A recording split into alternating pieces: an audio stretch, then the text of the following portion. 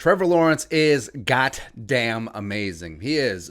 He's possibly the greatest quarterback prospect since Andrew Luck, since Peyton Manning, since John Elway combined, squared, plus 6, right? So he won a national title as a true freshman, has lost one game, un gameo, during his career, which is the 2019 national title against Justin Jefferson and whatever team he was on. And he's been the best quarterback in college football for 3 years now, right? So he is a slam dunk, can't miss prospect, 6'6", amazing accuracy, country strong arm, and has mobility skills and leadership and everything you'd want. Plus now he's immune from the Rona, so cool, awesome. And you can say, tank for Trevor all you want. I get it, but also it's probably not going to happen because the Vikings are simply a too talented team to lose out or even end up 2-14 or 3-13. I mean, this team will probably get their stuff together and end up 6-10 or 7-9. And this team went toe to toe with the Titans and the Seahawks before giving those games away. I think they're a young team learning to win, and I do think that they'll finish the season relatively strong, much to the chagrin of the tank for Trevor people. But yeah, besides, do you think the Jets are really going to win a game?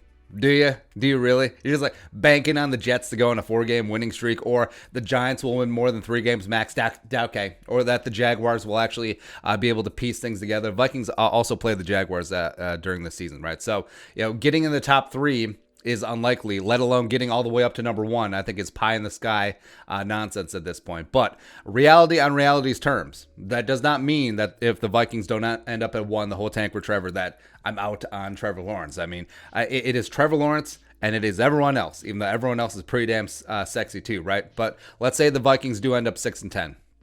Put them at, number 10 overall. How much would it cost to move up to 1, and would you pay the toll to get into this boy's soul? Would you do that? So let's say the Jets end up at 1. They go 0-16. Joe Douglas, if he's still the GM, by the way, says, hey, number 1 pick is for sale. How much would it cost, right? So I think probably the closest is going to be the RG3 trade. So bottom line, 3 ones, right? So 2012, Washington was at 5. They traded up to 2 to get RG3 after the Colts took Andrew Luck at 1. And it cost them 3 first-round picks as well as their second-round pick that year. And yes, this is also the season that Washington drafted Kirk Cousins in the 4th round.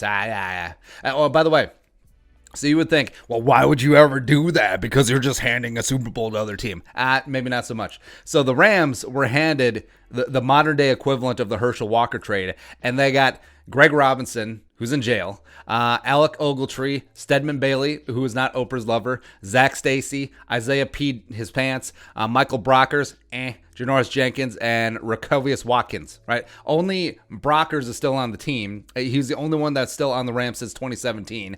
And Brockers is basically Shamar Stephen. But he was signing with the Ravens until that deal fell through anyway. So it's not like the Rams, they got this major windfall. And how does Les Snead still have a job? That's what I want to know. And because, you could say that they went to a Super Bowl. That had absolutely none to do with all the picks that they got and all the picks that they traded and acquired these players. So, okay, yeah. So that's the baseline cost.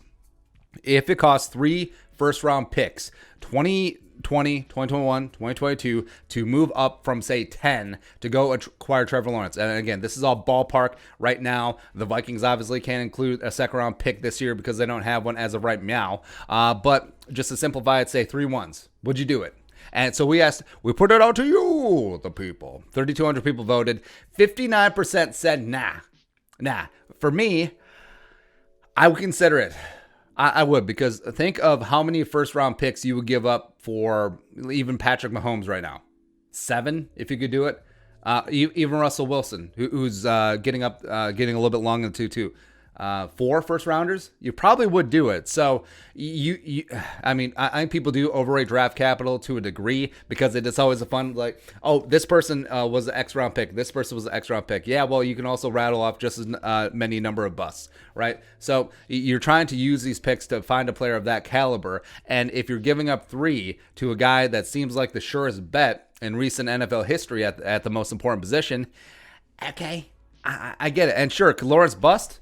Certainly, but also he certainly doesn't have the potential of an injury-prone RG3.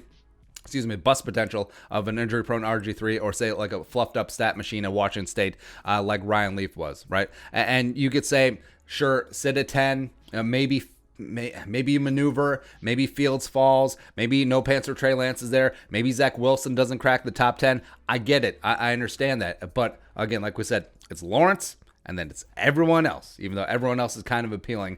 But also, if the Vikings are standing outside the fire and say Fields goes 2, and through other trade-ups and whatnot, Wilson and Trey Lance are gone by the time the Vikings are on the clock, or they're unable to maneuver up and get them. So what do you do then? Right? So then you have that third wave of quarterbacks. Are you fine with that?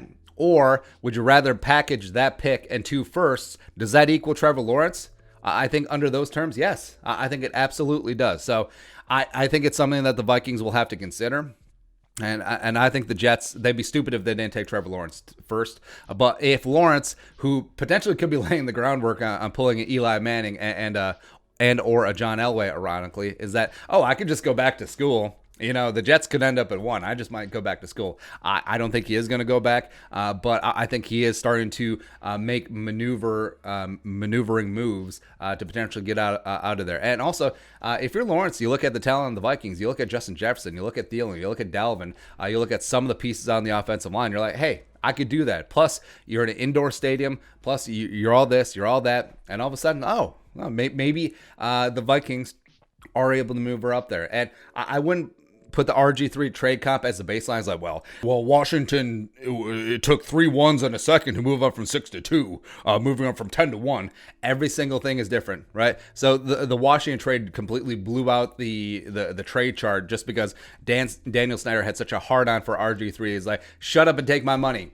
Shut up and take my draft picks, essentially. That's what it was. So, no, I don't know if the Jets would have the same leverage in this spot, although they might. And it would be stupid to think that there wouldn't be potential bidders. Maybe the Vikings do come out on top there, but that could be the cost to acquire the boss. And if that is 3 ones for Trevor Lawrence, I would be in. You son of a bitch, I'm in. All right. So your thoughts. Vikings trading up for Trevor Lawrence. Would you do it? Let us know in the comment section below. Subscribe for daily Vikings takes. Want to support that work? Post up in the Venmo. But until next time, Skull, production value.